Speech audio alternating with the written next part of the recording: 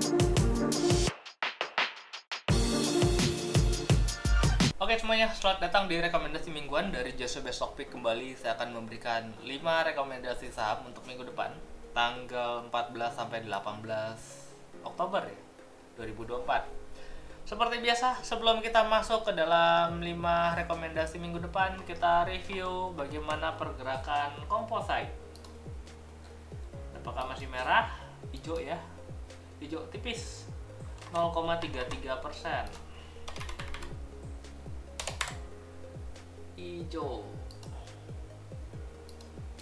ya, jadi kalau kalian perhatikan ini sudah mulai ada tanda-tanda pembalikan ya, udah merah 3 hari.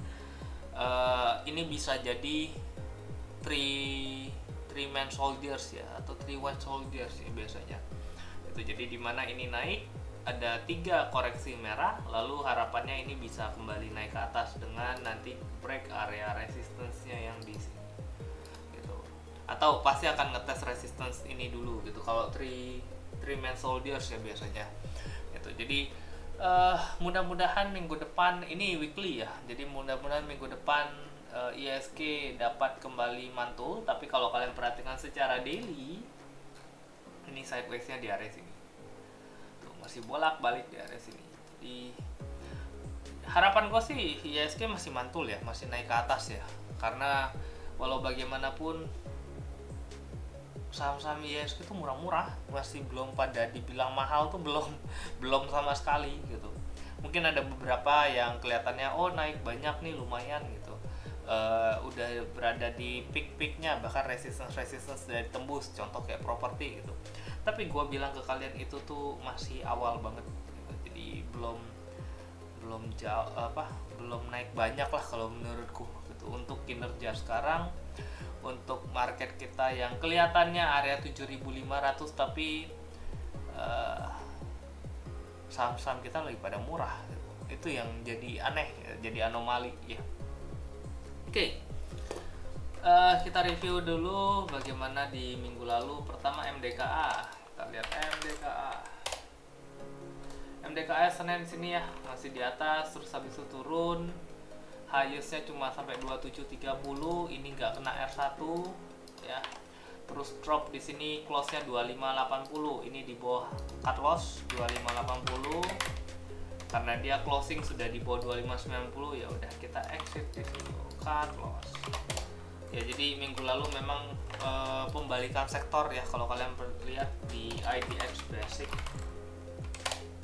Nah, ini dropnya lumayan nih, dari hari Senin sempat naik dulu, terus habis itu ngedropnya lumayan gitu. Dan emiten basic material, terutama yang naiknya banyak seperti emas gitu ya, itu berdampak. Emas, nikel tuh berdampak gitu. Tapi ya gue bilang, kalau kalian tanya kok apakah masih layak untuk hold, masih banget. Nah ini mulai ada tanda-tanda pembalikan arah, mudah-mudahan dibalik lagi naik ke atas ini nih untuk IDX Basic ya. Next yang kedua ada ACES.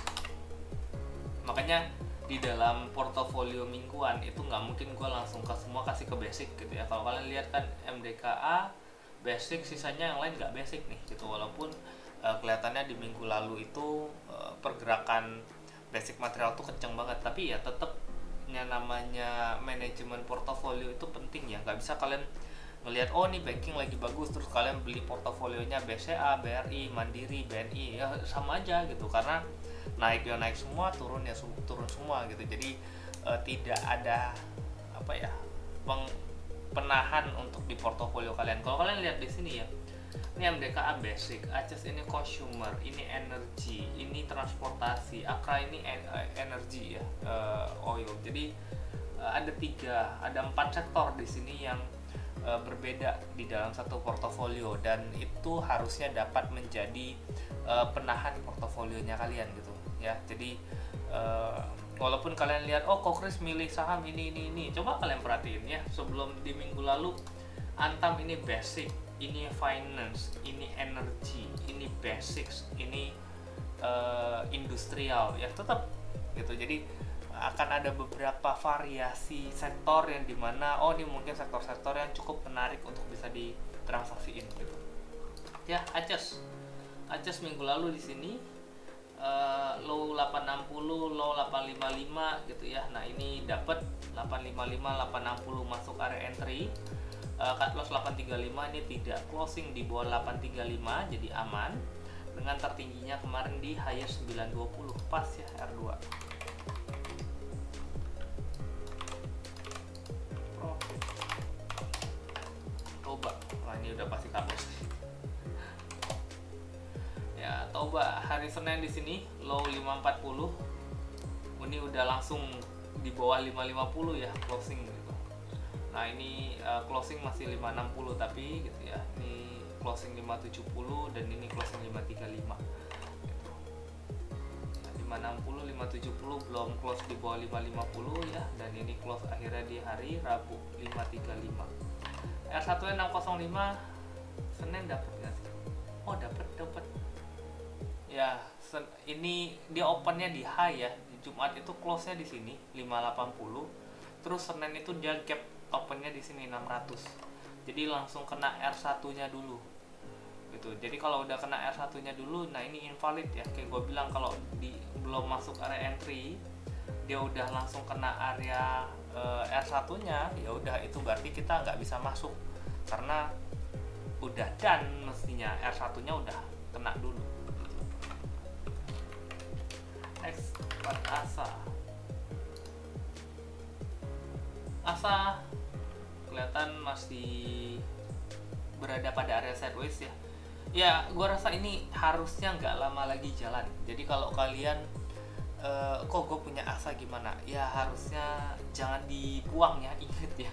Ini makin udah cukup lama nih sideways di area-area ini. Gue rasa ini bakal bentar lagi jalan. Ini kalian lihat ya, stokastik udah ada sinyal buy, MACD juga mulai membuka untuk area buy gitu. Terus kemarin ngetes area resistance tapi belum bisa di break nih, supportnya udah dimantul lagi ke atas. Mudah-mudahan kali ini di break lagi ke atas. Ini volume 2 hari terakhir ini udah mulai naik ya di atas rata-rata. Kalau kalian perhatiin harusnya ini cukup menarik gitu. Asa kemarin 720 sampai 730 ya, low-nya 735 ya, pas masuk area entry 720 735. R1 755 itu kena di hari Kamis ya, higher 765.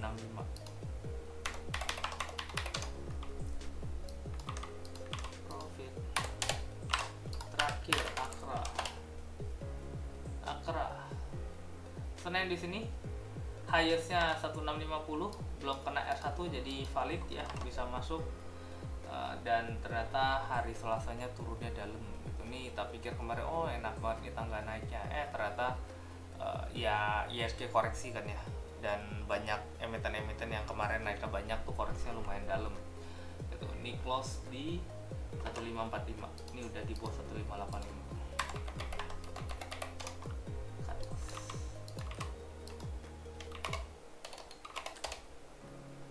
So dalam 1 minggu kemarin portofolionya kita ini dibagi 4 ya, invalid, sorry yang ini bagi 5 ya, karena ada yang invalid 1, so rata-ratanya dibagi 4. Dan overall sih masih cukup positif ya kalau diperhatiin. Range profit portofolio 0,35 sampai 1,68. Kembali kita beat lagi IDX gitu ya. IDX cuma naik 0,33, portofolio kita seminggu bisa naik 0,3 sampai 1,6. Jadi ya harusnya masih on track gitu ya. Ya kalian seminggu dapat 1%, sebulan kan 4% juga gitu. 4% sebulan dikali berapa? 12 bulan itu 48 gitu. Jadi ya cukup gede ya, asal konsisten aja gitu. Jadi ya sometimes we lose, sometimes we win, tapi kita akan berusaha ketika kita menang. Ketika kita benar, profitnya kita jauh lebih gede daripada ketika kita salah gitu ya. Itu namanya trading gitu loh. Kan kita pengennya short term gue pengen dapat duit gitu ya, trading gitu loh. Kalau kalian mau yang bener-bener safe, ya udah kalian beli emiten-emiten yang murah banget terus kalian tungguin. Cuma kan masalahnya butuh waktu gitu ya. Ada yang setahun, ada yang cuma 3 bulan kadang naik, ada yang cuma sebulan kadang naik gitu. Tapi kadang lebih banyak ya jangkanya panjang, dan itu bisa jadi juga harga sahamnya bisa diturunin dulu. Seberapa percaya kalian dengan perusahaan itu supaya kalian tetap bisa nge-hold gitu. Contoh deh kayak SMGR gitu ya, turun sampai 3.700. Seberapa percaya kalian dengan SMGR untuk kalian tuh berani nge-hold gitu.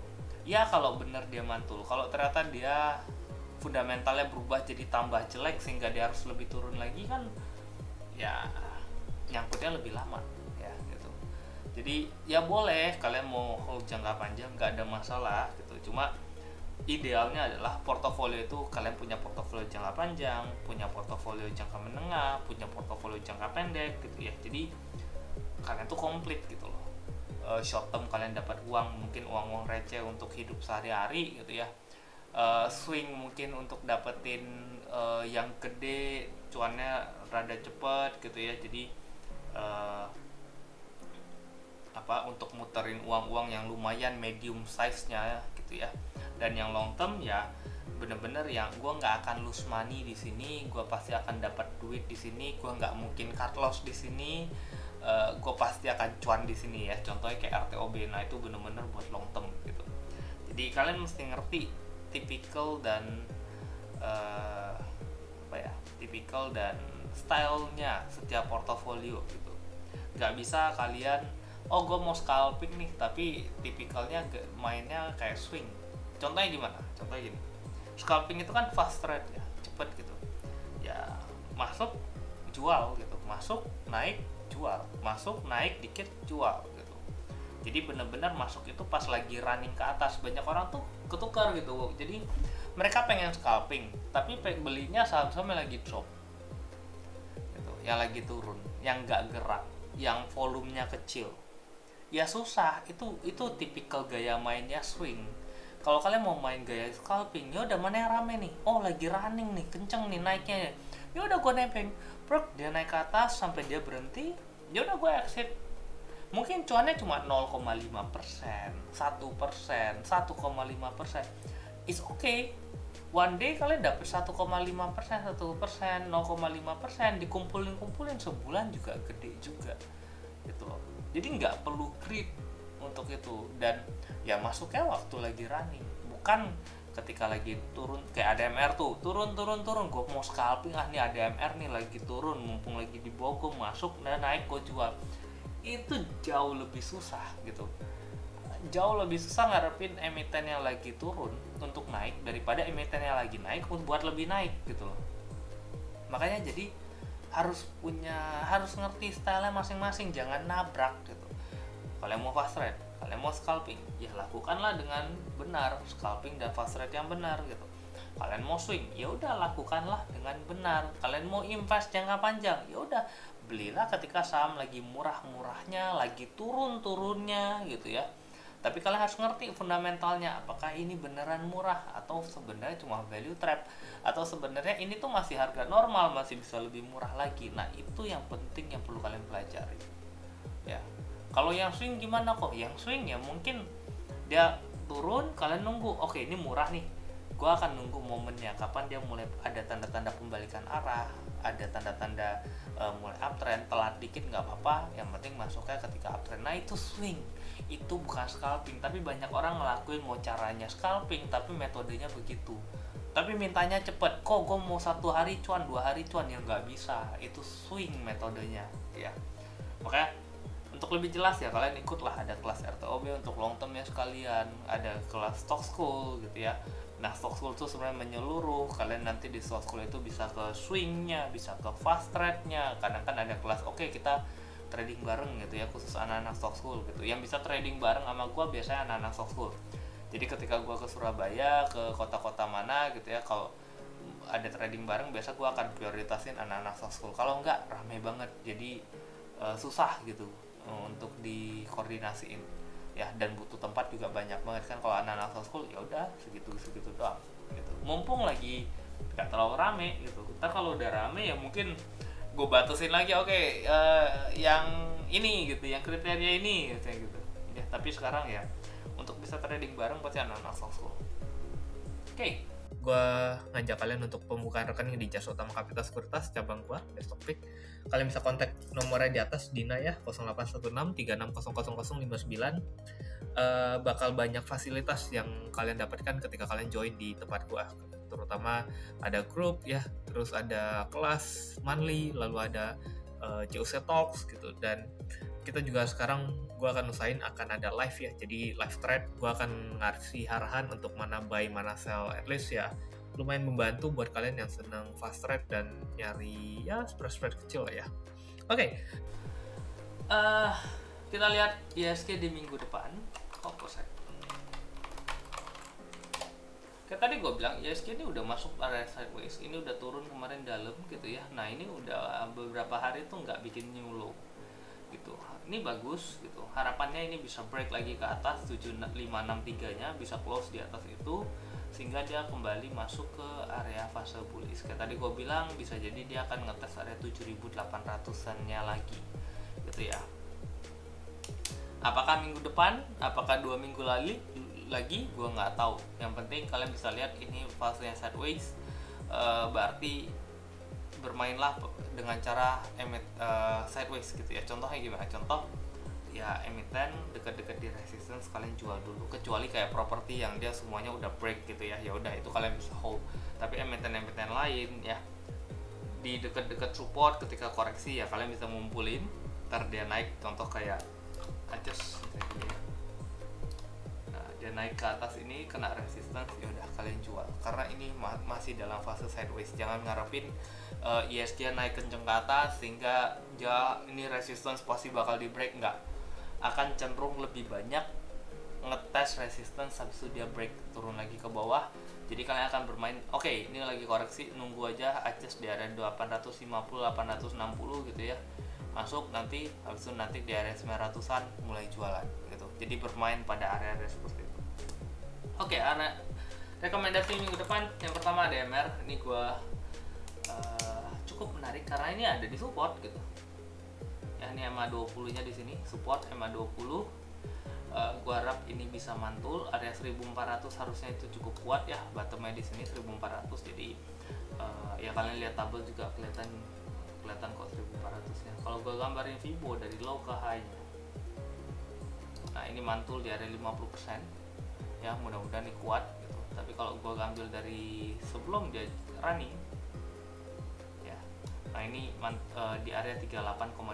Jadi 1400 itu harusnya berada pada fase range inilah. Nih pas nih ya, 142 1400 nih, ini fase area mantulnya. Nah kalau ini bisa mantul ya harus dia ngetes 1545 atau resistance pertama di 1460. Jadi area entry ADMR 1400 sampai 1430, cut loss 1390, TP1 1460, TP2 1500. Yang kedua SMGR, ini semen gua rasa bakal jalan hari ini, hari Jumat.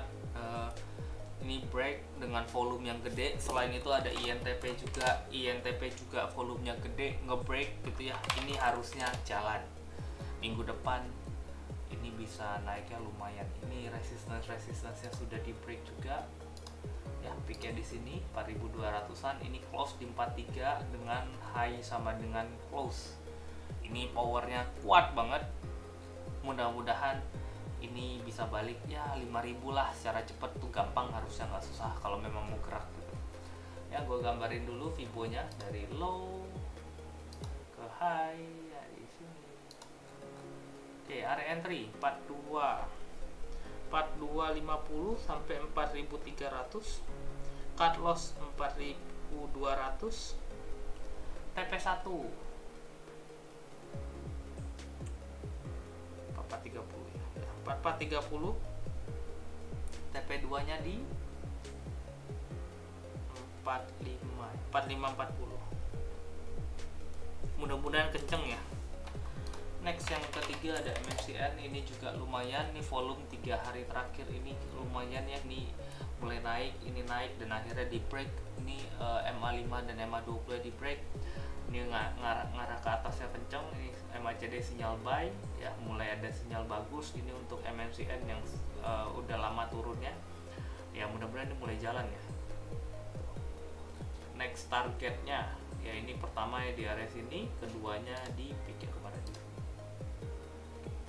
Entry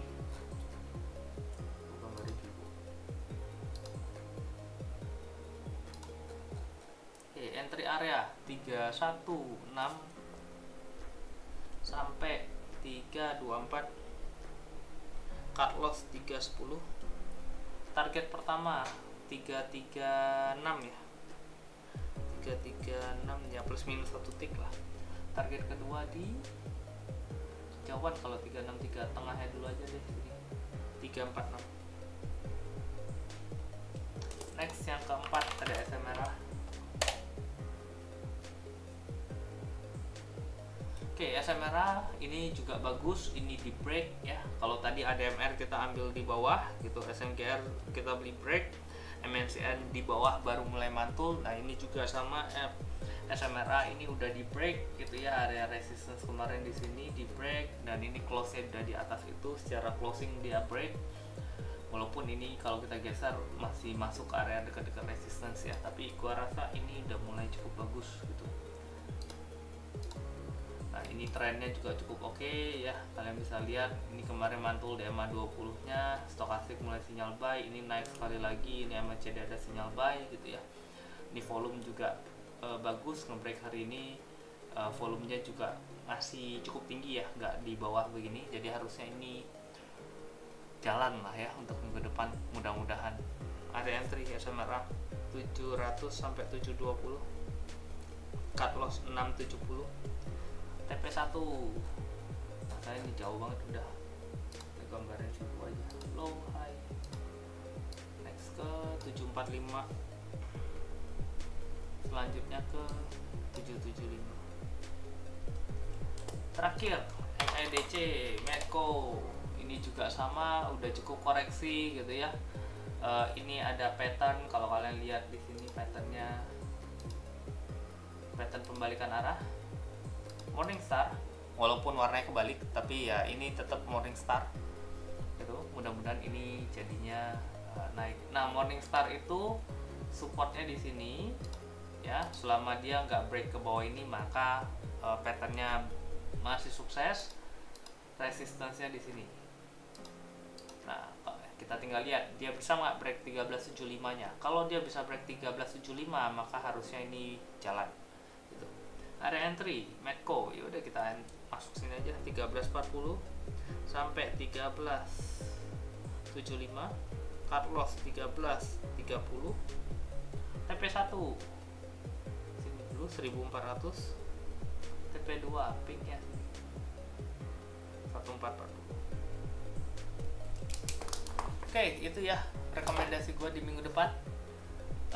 Semoga apa yang gue kasih kalian bisa belajar dari emiten-emiten pilihan ya. Semoga di sini kalian jadi bisa punya, oh kira-kira begini nih nyari begini cara analisa. Hari ini cukup lumayan panjang nih gue jelasinnya, jadi mudah-mudahan kalian bisa belajar juga di rekomendasi mingguan. Karena kemarin gue ada baca komen gitu ya, rekomendasi mingguan tuh bukan nyari rekomendasinya, tapi sebenarnya wajangan yang gue kasih kan gitu. Jadi ya mungkin gue akan banyak kasih insight kecil lah ya, kayak tadi gitu, selintas gitu, buat kalian punya pandangan lebih baik lah untuk trading, invest atau scalping gitu. Jadi kalian nanti bisa milih mau ngapain gitu, nggak salah langkah. Oke, thank you semua, sampai jumpa di minggu depan dan semoga cuan.